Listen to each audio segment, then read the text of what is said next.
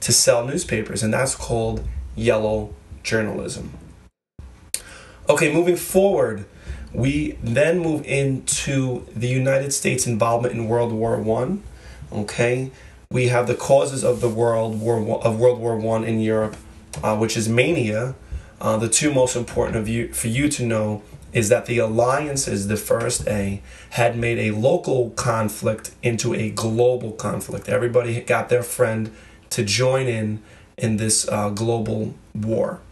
The immediate cause, the spark, what actually set it off, was the assassination of Archduke Ferdinand of Austria-Hungary. Okay, now, what does this have to do with America? Well, two things.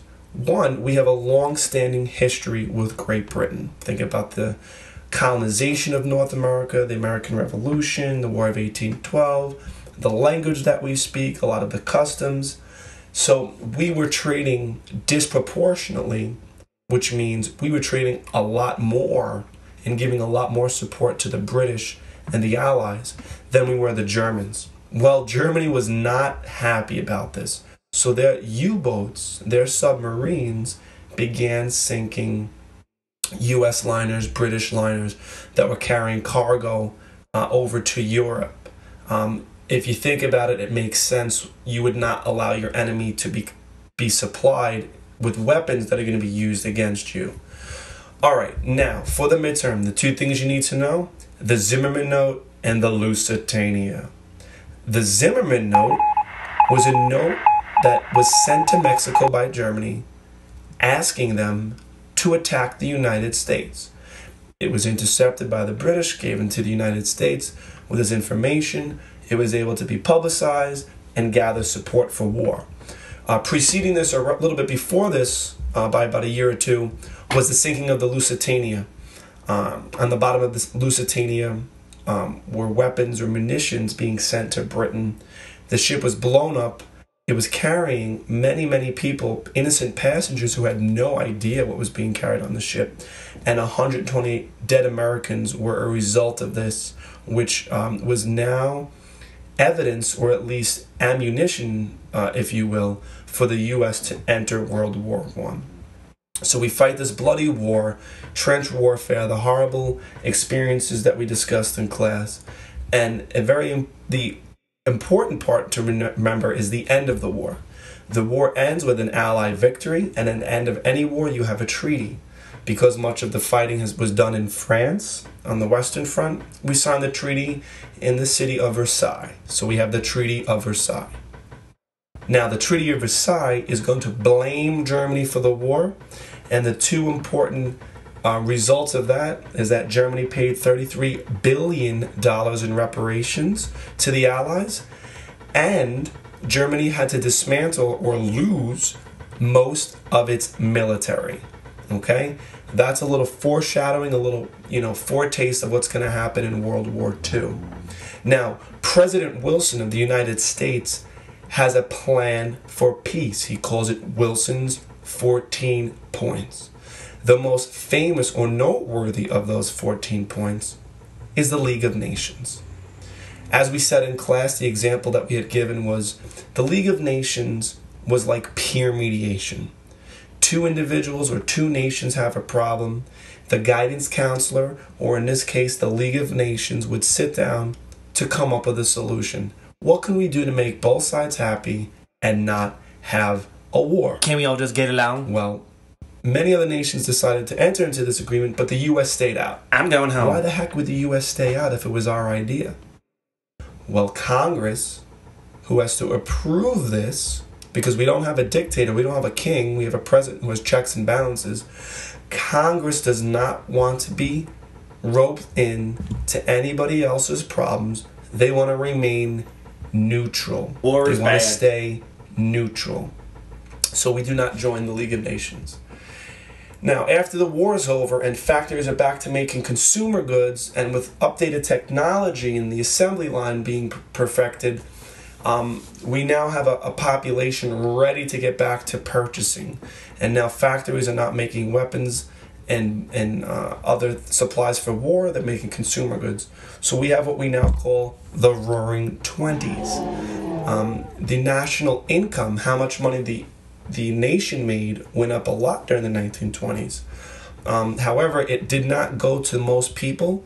Farmers in particular, everyday workers did not benefit from the economy during the 1920s. More affluent, upper middle class, wealthy individuals benefited from this, which is going to cause problems in the U.S. when we get to the Great Depression. But culturally, there's a couple of things that go on that we need to know in 8th grade.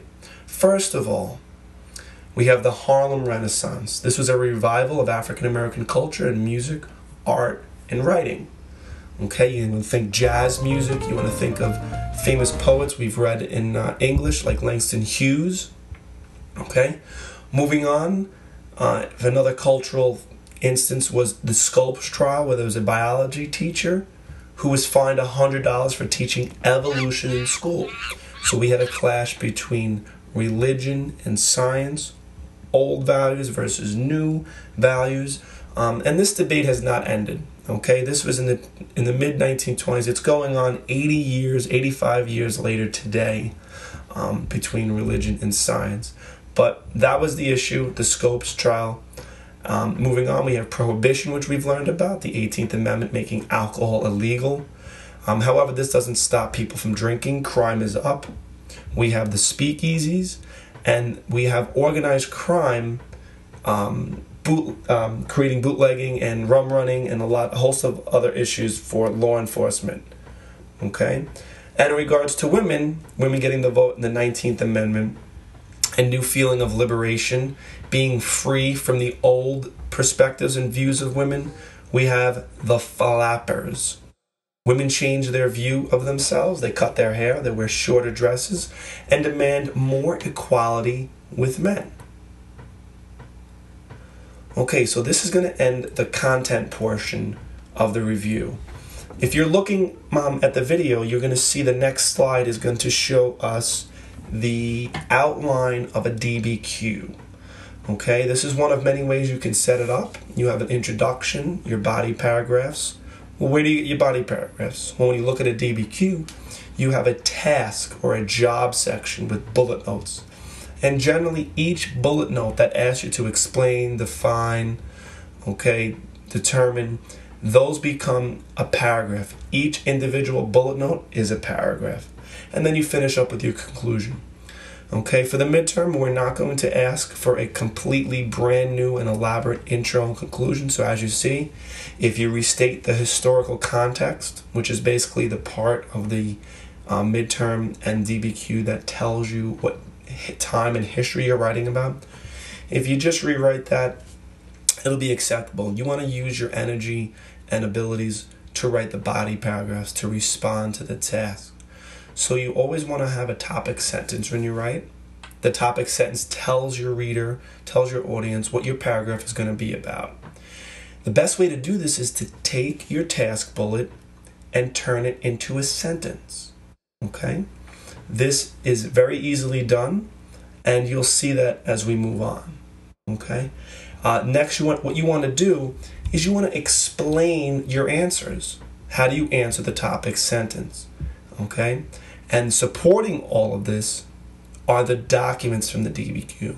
So you're going to select the specific amount of documents that you're told, and those are going to use to support your answers, which are supporting your topic sentence.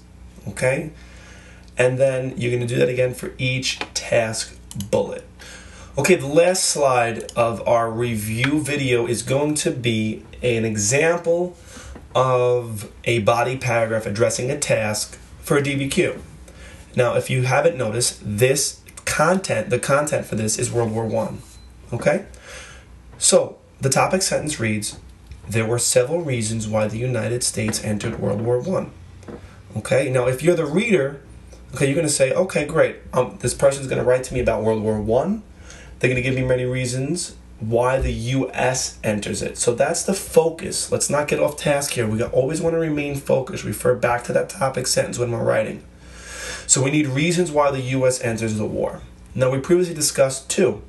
Now, it is always good to pre-plan before you write. So if you're doing a graphic organizer, if you're going to brainstorm about 2 reasons, you'd have one offshoot is the Lusitania. The other offshoot of that would be the Zimmerman note.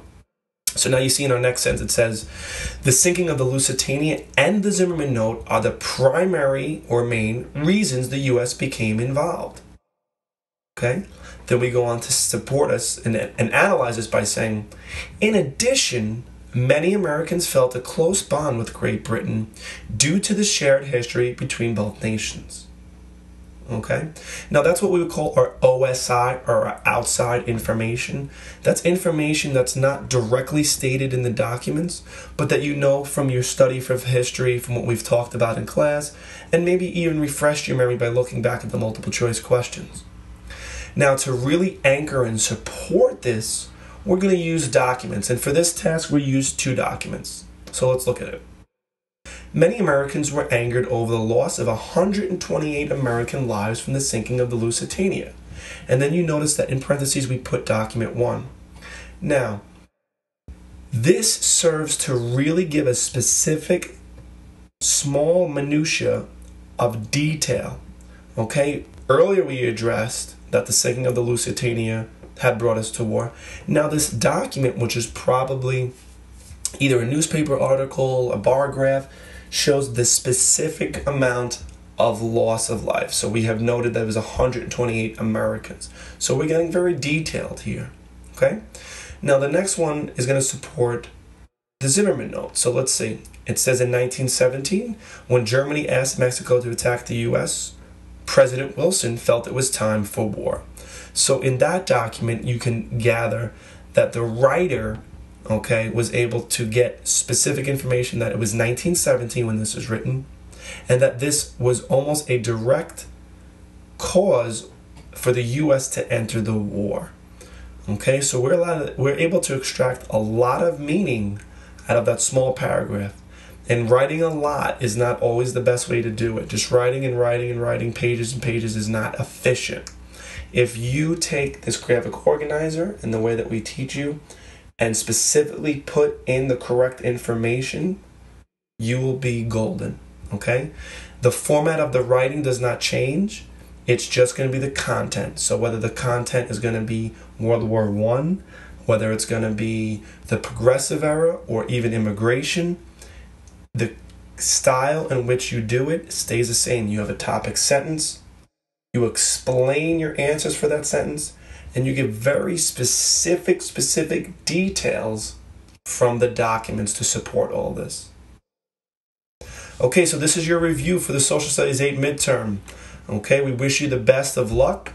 Okay, please study with a friend, make some flashcards, do whatever it is that helps you feel comfortable before an exam, and we'll see you on the test day. Good luck.